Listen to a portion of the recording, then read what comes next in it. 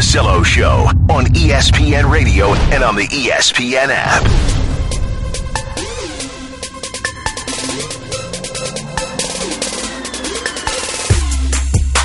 Adnan just said it best, I think, on our TV intro to the whole thing on ESPN News, the Russillo Show. Adnan Virk with us.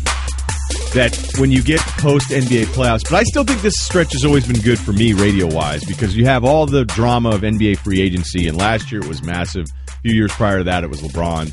This could be a little bit more predictable, but there's still always all this angst and the rumors, and I think people actually like to consume the rumors even if they're not true. You got the draft going into next week, so even though you come in today, 2 days now after the Golden State Warriors win an NBA championship, I still think there are a lot of things to do, but I know you're worried.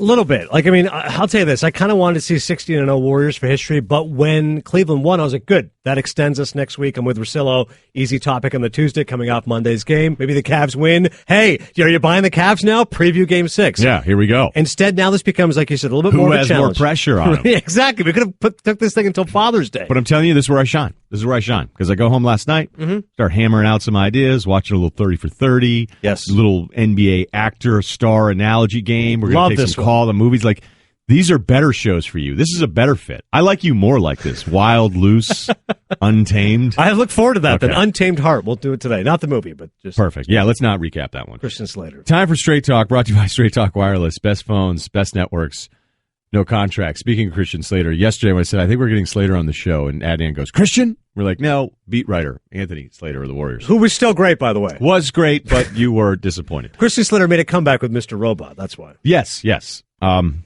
Not relevant to what we're doing here, but table for later, perhaps. Is that all right? Rami Malek, great. Yeah. I'm watching the 30 for 30 last night, Celtics-Lakers, best of enemies, and it's really good. And I think for younger NBA fans, if you watched it, or if you haven't yet, you need to truly understand the Lakers and how maddening it was for them to lose to the Celtics every single time they matched up in the finals, and for Jerry West to lose his mind, admit to going into a deep depression, despising everything about the Celtics, and not just I wouldn't call it the arrogance of Bill Russell, the supreme confidence of, we're going to win again, like I'm Bill Russell. Just incredible. But there's a bigger thing that happens in the storytelling of the Celtics and Lakers that has something to do with the NBA in the 70s. And for whatever reason, I don't know if it's because of race, but maybe it just wasn't as I don't know. But the 70s are sort of this forgotten decade in NBA history. In the 60s, we go with the Celtics run, the 80s, Lakers, Celtics, then you got Jordan, then you get some Lakers stuff and into the Spurs. But the 70s don't get talked about as much. Mm-hmm.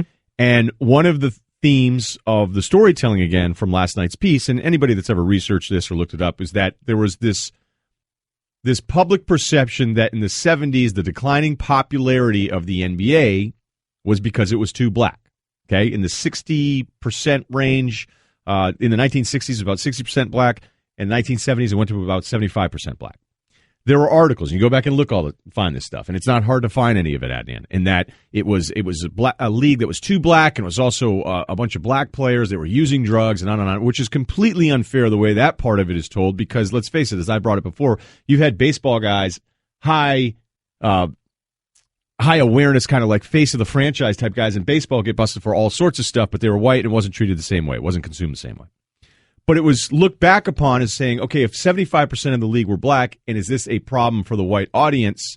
Like, what are we doing? We look back at that and be like, what an awful, awful way to talk about the story. The numbers now, it's about 70% black. I don't think you've ever heard anybody say, is the league too black now? And I think that's a great thing. Mm-hmm.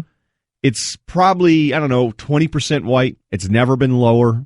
It's even less of the American white basketball player than we've ever seen before. So as we look back on the way the NBA was talked about in the 70s, and we recoil like, oh man, this is awful. What if I said it today? What if I came on the air in 2017 and said, Adnan, I want to open with this. Is the NBA too black? I mean, it's not that far off. It's 70%, 75%. If we were doing it in the 70s, were we just out of our minds, or were we actually onto something? If I said to you, hey, Adnan, that's the first segment I want to do today, you would say what to me? I'd say I'm probably doing the show solo today. I'd say, Smallman, can we book some guests? Because I don't know if Ryan's going to make it till 4 today. It would not be a topic well received by most of America, because they'd say, why is that an issue? Why is that a problem? Okay, and I would never do the topic, because here's the other thing. I'm okay with some of the things that are fairly obvious. Like, you watch any track and field meets this past week, like, there's some stuff going on that's pretty obvious, and I think it's okay for us to say it, that, like, my folks are good at some of the events, and the other people that look like me aren't good at some of the better events. You know what I mean? Like Sure. let's stop dancing around some of the stuff that's super obvious, that we walk on eggshells. Like, yes, black people are better at basketball than we are. I mean, I'm okay with it. I've accepted it. So we're on the same page there. Mm-hmm.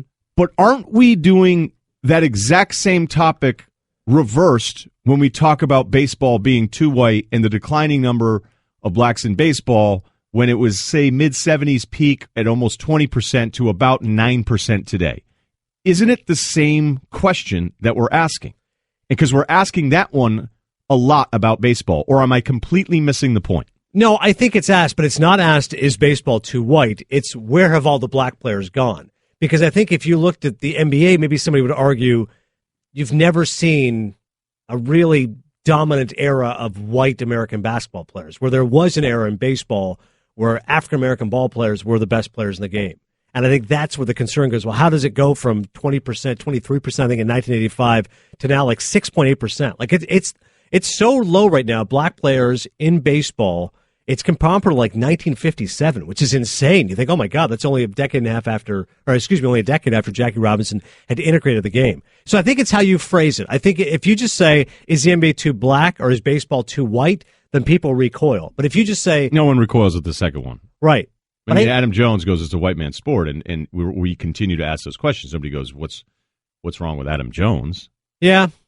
But I think you would never have like an inquiry into it. Like, it wouldn't be like, all right, let's have an investigation as to why baseball is so white. It's more like, hey, why aren't black players more interested in baseball? And Chris Rock has talked about it. He says, listen, I'm a black guy who loves baseball. I love the Yankees. But what else did Chris Rock say about being black, which I thought was perfect? Right. He said the bottom line is this. He goes, black America has often been the barometer for what's cool. And a lot of black kids don't think baseball's cool.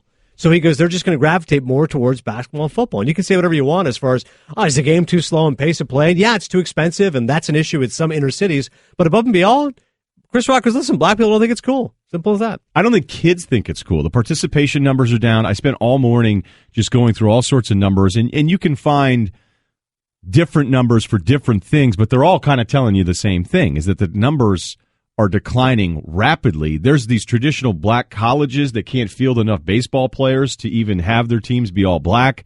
And then when you look at the scholarship numbers for baseball teams versus basketball and football, the math on that makes sense. The math on these travel tournaments for baseball and the specialized coaching that you need, that all makes sense, that it's an economic thing. But look, there's white kids that don't want to play baseball anymore, and that has nothing to do with race. It's just, as you point out, it not being as cool. I just think that, having said that, though, among the Hispanic community, it's huge. Numbers are up. They've been growing for years now. So baseball still trumpets that. They say, all right, that is a problem that there's not enough black players as there were in the past. But look at the demand in Latino communities. It's never been more popular. And then when I looked into kind of the academies, right, where you look at the Latin academies, I've read stories where it's like, well, that is racist because you're going right to these academies and you're putting all your resources into there where you could be putting your resources into the inner city and building the same academies.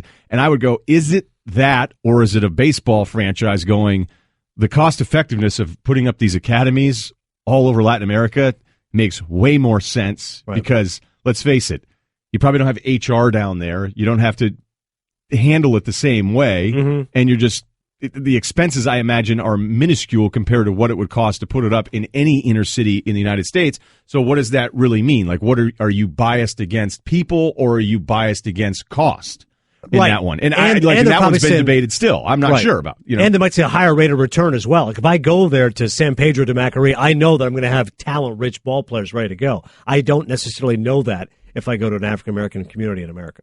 I don't know if I'm missing the point, but I think the way you phrased it probably tightens it up a little bit better. But it was just something that dawned on me last night. Hit us up at Russillo Show, 1-800-Flowers.com Twitter feed. Straight Talk Wireless, nationwide coverage on America's largest and most dependable 4G LTE networks. We've talked LeVar Ball a ton, and I don't know that there's a million people out there who go, I absolutely like him, but a lot of you have said you don't even know his son. His son, in less than 1 minute, is going to make you absolutely love him, and you're going to hear from him next with Adnan Virk, Russillo Show, ESPN Radio. Well, the responses to that opening segment were pretty predictable, so we could all have an open mind and examine things, but that's just not what we do. The general tenor was, this is cringeworthy, move on, guys. That was one tweet. I don't get why we can't talk about things. Were the others harsher in their assessment or more positive? There was very little positive. But that's all right. Sometimes that's what you get to do as a talk show host. Russillo Show on ESPN Radio, presented by Progressive Insurance. We got Adnan and Virk with us. Progressive Insurance, we're going to compare rates for you so you get the best deal, even if it's not with us. Saving you time and money. Now that's Progressive. Call or click today. We are going to do a baseball topic. Last night was great. Let's play 2. Huh? Let's play 2. Freeze pops all over it. Did not hesitate. Slight look of panic in his eyes, and he got it. So we have on the TV side, but you're going to still be able to benefit from this on the radio side. But Foot Locker came out with an ad with a bunch of the potential top picks. Okay, De'Aaron Fox is in there. Jason Tatum has a great line about fishing. Jonathan Isaac is out there. But Lonzo Ball absolutely steals the show. Okay, and look, Adnan, in 40 seconds of speaking publicly, which may be the most combined seconds we've seen him talk, everyone loves him now. The social media response to Lonzo in this ad has been awesome. So here it is from Foot Locker. These guys talking about just having family in their lives and what it's meant to them growing up. Dads are special. So many memories. All those games of one-on-one in the driveway where he'd let me win. Just never missing a game. Of course, there's that big day when your dad berates your high school coach in front of an entire crowd for not getting you enough touches. Waking up early to drive to all those faraway tournaments. Or that special moment when your dad sits you down and tells you where you're going to college. Copyright your name to make it a part of a family lifestyle brand. Went on First Take and shouted back and forth with Stephen A. Smith about how you're already better than the reigning league MVP. All those interviews from the stands during college games, the public spats with the all-time great, soundbite after soundbite to the national media, and then tells 29 out of 30 teams to not bother drafting you. And fishing. We went fishing a lot. Jason Tatum has the fishing line at the very end, but obviously most of that is Lonzo. Listen, LeVar Ball has fun with everything. As I have said, he's in on the jokes. Even if you don't like him, he knows that every time he causes a kerfuffle, he's drawing attention to himself and his brand and all the rest of it. And like you said, we have not heard from Lonzo. And that alone illustrates that he has a sense of humor. He gets it. He's well aware of the image of his dad and how people have responded to it. So let's have some fun with it. I mean, that is exactly what you said. That's a reason to already love Lonzo Ball, because he totally understands the backlash that he's already getting caused by his father. People were like, I want my team to draft him now. And I guess people thought, Lonzo was just a robot at one point? Was that the fear? People were worried that he was being controlled by his dad, only because we didn't see him or hear him. It was all just his dad going 24/7. You go, oh my God, is his dad going to be at practice? Is he going to be calling out plays? Is he going to be barking at coaches? And we're like, no, we're a big baller brand. His dad's not going to be at Lakers practice drawing up plays. Is he? No. Exactly. So is he going to be frustrating? Perhaps. If Lonzo gets off to a poor start, is LeVar Ball going to be a distraction, being annoying, bothersome? Maybe. But the kid himself can ball, and he's great. And by all accounts, he's going to be a star in the league. So give him a chance, and that commercial at the very least hopes that people will. Jeff Goodman was on SportsCenter and had this to say about the Lakers and Lonzo. I'd be shocked if he doesn't. I think there's a push within their organization to take somebody like Josh Jackson. I think they really like him. But I think ultimately, Magic really likes Lonzo. And I think the Lakers go with Lonzo at the end of the day, even though they could use a guy like Josh Jackson. They could use a guy like Tatum. I mean, listen, they could use a lot. That's why they weren't very good. But I think at the end of the day, Lonzo is just such a throwback player, somebody who just makes people better in a day when that doesn't happen all that often these days at the point guard position, that I think Magic's going to take him.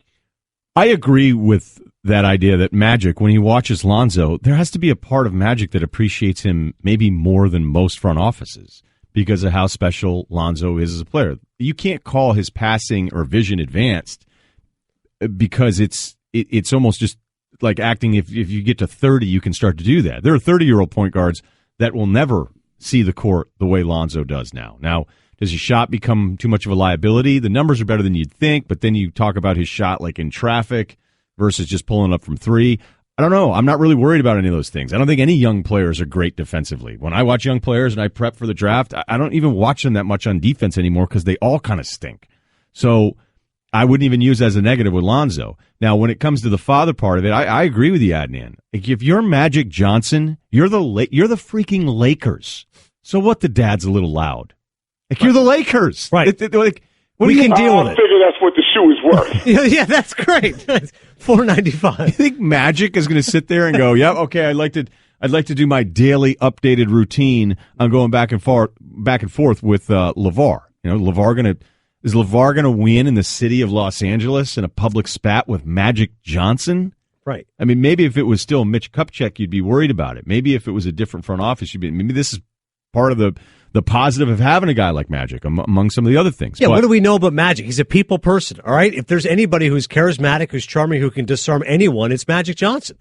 So if there's an issue with LeVar, and I'm sure there will be if they draft Lonzo, I'm pretty sure Magic can handle it. He's kind of dealt with volatile characters in the past. If you were looking at De'Aaron Fox, Kentucky, the other point guard, and LeVar's son, Lonzo, and going, they're even. They're completely even. We grade them out to the number. They're the same player, even though they're not the same player, but you just see their abilities same. Then maybe is it a tiebreaker? Sure. But if you like Lonzo and you think he's the second best player after Fultz and Fultz is gone, then I don't know why a pro team would really be that worried about him. You can not like the dad, but you're going to let that get in the way of taking a lesser player. That doesn't make any sense to me. And to your point about the shot, rarely now do we see a college player with a one and done come out and everyone goes, yep, fully formed pro prospect ready to go. There's always going to be some areas that need to be smoothed over, whether it's Nerlens Noel, Ben Simmons, Lonzo Ball, like all these stars that come out number one, you go, yeah, but a shot still needs work. And that's the reality of it.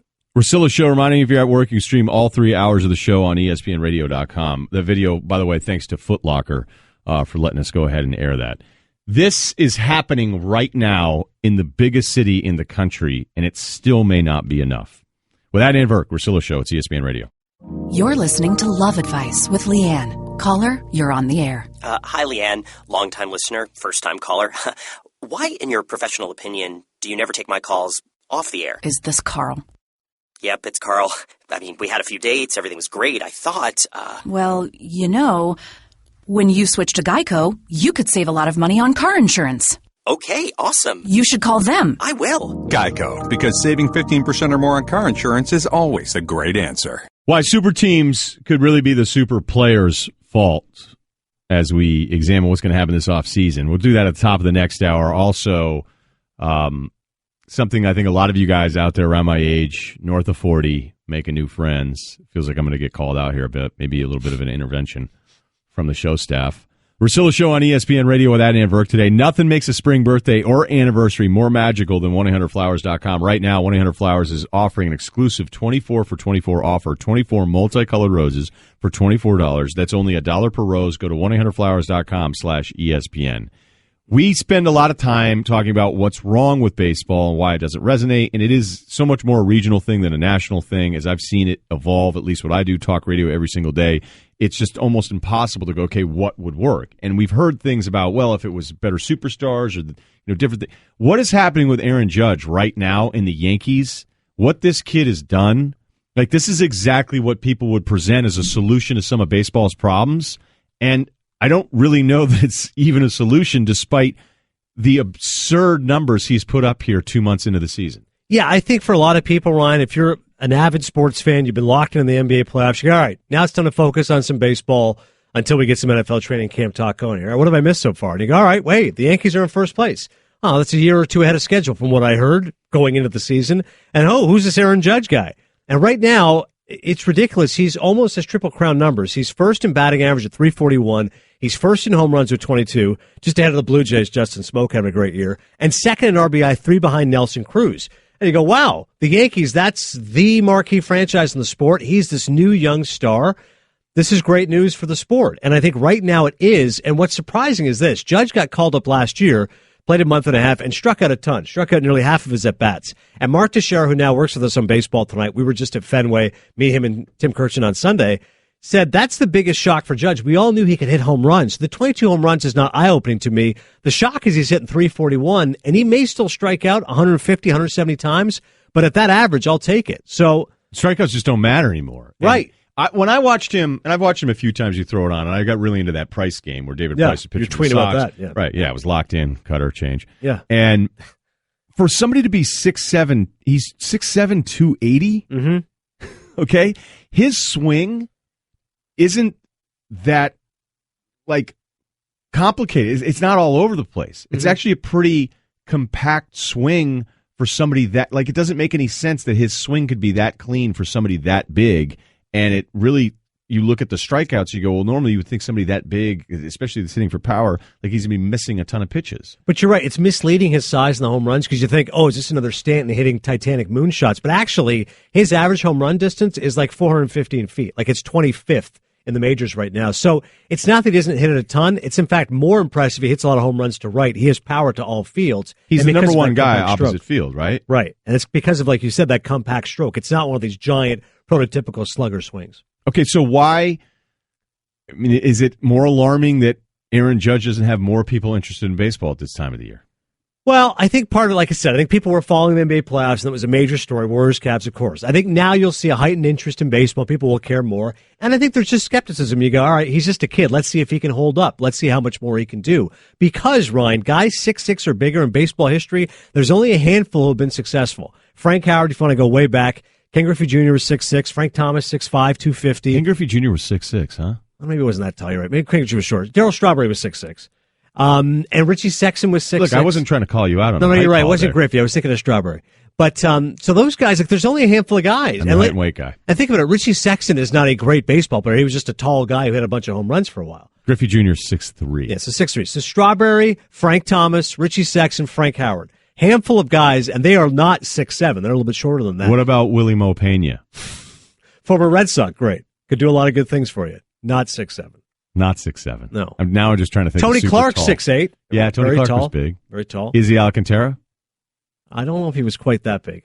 He was big. But the point is, this is a Yankees team. Everyone keeps saying, wow, a year or two ahead of schedule. And as Teixeira pointed out to us, he goes, yeah, they've done a really great job of undermining expectations. They still have the highest payroll in the American League at $201 million, which is second in baseball. So, yeah, this underachieving great Yankee story is really still a team with a loaded payroll. But is that all present day, though, or is it? Well, part of it is A-Rod, the final right? deal, and it's the final year of Sabathia's contract, although he's been pretty good. Just got placed, probably going to be placed in the DL, strained his hamstring last night. But Judge is a great story. The Cubs, who were an amazing story a season ago, they're 1-9. Their last 10 road games, they're a 500 team. Their offense has scored 2 or less in 19 games. So this is beyond the point now of going, yeah, they're the Cubs, they're loaded, they're fine. Like, no, this is a concern. Yet, their division... Overrated. Last year, maybe? No, I'm just saying it's concerning right now, but their division stinks. All due respect to Smallman's Cardinals, who have come back from the dead. But that division, the Milwaukee Brewers are leading it right now, and nobody expects them to run away with it, even though they're top 10 on offense. Here's Buster on Aaron Judge. Aaron Judge's emergence right now is absolutely perfect for baseball, and all you need to do is look to how Babe Ruth made an impact at the time he did, because he literally was bigger than other players. He hit the ball beyond where other players hit the ball, and that captured the imagination of fans. He hit more homers than other players. He played in a big market, New York. He was the best player in his league, putting up the best numbers, as I mentioned, doing things we'd never seen before. And he was a player you could not take your eyes off of because you never knew what he would do next. Maybe. I mean, that's a heck of a comparison. Aaron Judge is Babe Ruth, Buster going all out there. Yeah, but what he's saying, though, and look, the Babe Ruth thing, okay. Yeah. But I would... It's great for the sport. Yes? But, all right, I've heard a lot of times, if Mike Trout played with the Yankees, baseball would be in a better place. Right. Maybe. If Aaron Judge keeps this up, okay. But I'm only asking, is this something that puts baseball more back on the map, or does it just make the regional coverage with the Yankees that much stronger this season? Because they have so many young hitters now, too. Right. This Yankees lineup, where you go. But wait a minute, this all happened at the same time to get all these dudes? Wouldn't you agree the Yankees dynasty was a national topic of conversation? Absolutely, no question. So if the Yankees are loaded again, they go on a run of 4 and 5 or 3 straight. I don't think we'll do it every day. You don't think it'll become as big an issue? Remains to be seen. Smallman's just death staring me right now. I didn't even say anything bad about the Yankees Cardinals. are the one team, like the Cubs. Yankees, Cubs, there are a few teams that can transcend regionalization. They become national storylines. The Cubs, you saw that last year. 40 million people watched Game 7. Smallman.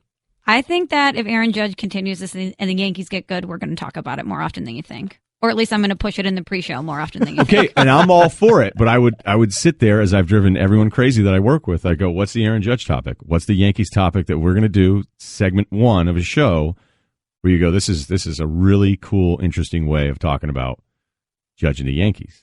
And it does, baseball doesn't have to nail it with whatever I lead my show with, what Lebitard or Mike and Mike lead their shows with. It'd be nice if we led our shows with it for baseball. It would be beneficial to them, but they don't have to win there to win because of how great. If you look at some of the local TV market numbers for these teams and their TV money, maybe baseball shouldn't care what we're doing day to day. One more storyline for you. Cody Bellinger, the LA Dodgers. Oh, give me a break with this guy, huh? 17 home runs since he made his debut April 25th. Yeah, he missed like the first month of the season. Right. He's got 17 home runs, and the Dodgers are 31-14 since he debuted. That's the best record in baseball. If we get Dodgers, Yankees in the World Series, and we get Bellinger, Judge, that's going to lead the Russillo show. I don't know that we did a ton of Cubs stuff last year. No, we did. We did some, but we didn't do a lot. All right, speaking of not a lot. Friends, let's play 2 for this guy. Friendless after 40. It's happening. It's ESPN Radio. Big announcement for the show tomorrow here on the Russillo Show on ESPN Radio. We're going to have the guys from Barstool, Big Cat, and PFT co-hosting all 3 hours with me in studio. They're driving up from New York City tomorrow morning. We have them locked into our pre-show meeting. I guess they're bringing their producer, and I'm going to go on their podcast and tape something maybe after the show. And I apparently have an 18-year-old intern that's a diet expert. Who there's nothing better than an 18-year-old who's an expert at anything. And they were like, no, you're really going to like him. So we have him on the list, too. So that's real. Pardon My Take podcast. 2 dudes, Big Cat, PFT, they're going to be here. And we have a ton of surprises. Massive news. I mean, their podcast it's a big deal. is as popular as any. When I saw you tweet it last week, right over here. No, I mean, you guys are top 10. There's no doubt, but I'm just saying, everybody knows Barstool guys have been a huge hit. So I thought I might get bumped again. When I saw your tweet, I go, hang on a sec, was I in for Thursday? No, Tuesday, Wednesday, I'm safe. All right. So yeah, people got to understand that we're trying to do things, and then every now and then, like if you're a regular, like you'll get bumped. Right. Like Chris Long, Van Pelt, people got bumped for that. Right. It's in fluctuation, but listen, in this case, it makes sense. These guys are going to be great. I'll be listening. Also, want to remind everybody now tonight with Wednesday's 30 for 30 continuing, 33 championships, 12 NBA final matchups, 2 teams, 1 epic film event, Celtics, Lakers, best of enemies. The story continues tonight, 8 Eastern on ESPN, or stream the entire story now on the ESPN app. Let's plan on making sure you check that one out tonight. All right. I don't have a lot of friends. I have a lot of friends. I just not don't, here. I just don't have anyone around. Yeah, and it's starting to wear on me a little. I have friends all over the country. Colorado, one of your best. Colorado's Denver, a hot zone for me. The West Coast, another heat zone for your boy. Right. And sporadically, Burlington still got some peeps. UVM, Vermont, but locally, not a great depth chart. And I'm about to lose like 5 more, and people are worried. Define people are worried. Which people? Close to the program. People close to the program, okay. Sources close to the program are worried that, I'm not the most social, outward guy as I've gotten older, but like imagine having to just make brand new friends at 40-something years old. I don't think I could do it that well in my 20s. I don't like my chances now. Friendless after 40. You think that's the dilemma that you're facing right now?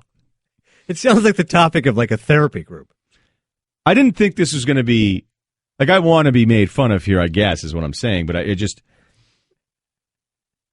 not going to be like this. Could be one of those segments where people let's not have this one be a listening session because it sounds a bit depressing.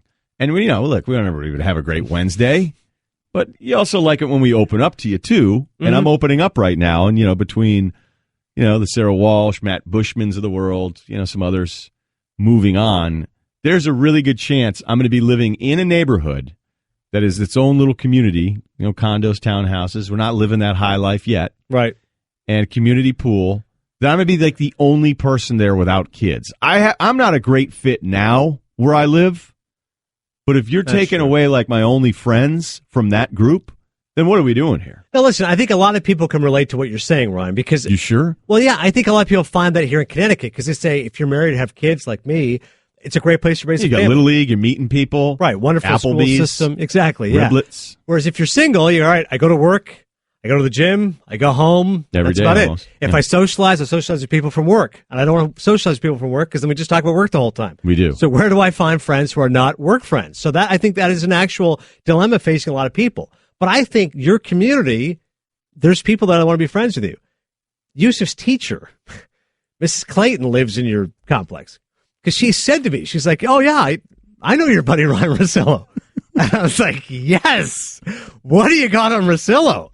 Now, Mrs. Clayton is married, has kids. Oh, all right. Well. So that's maybe not a great fit for you. But she goes, no, Ryan, an avid reader, which I said, that's not surprising because he often sits by the pool, reads. I said, shirtless? She says, no, not shirtless. But he does like to read a lot. I said, how is he with the kids? Like, does he interact a lot? She goes, I go, well, in fairness, he doesn't know you. He doesn't know the neighborhood kid. Yeah, what do you want me to just start going right. up and start patting the head of some stranger's kid?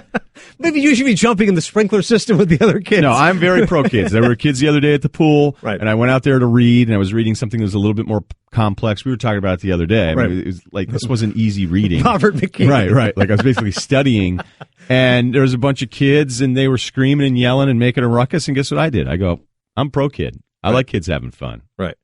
Like, granted, I can't sit here and read. I got to go back inside. Mm-hmm. But I'm not going to sit there and look at kids and go, "You're ruining my afternoon." No. What am I, an ogre? Exactly. You've been babysitting. Walsh I've been Bush babysitting kids, lately. I've been getting that routine. I even wiped up vomit the other day. The key is you just got to get out of your comfort zone. Go to places you wouldn't normally go, and that's where you'll make friends. Show up to playgrounds by myself and just start saying hi. No, I'm not. I don't think that's necessarily what I'm looking for here. But have you ever thought about taking like a dance class?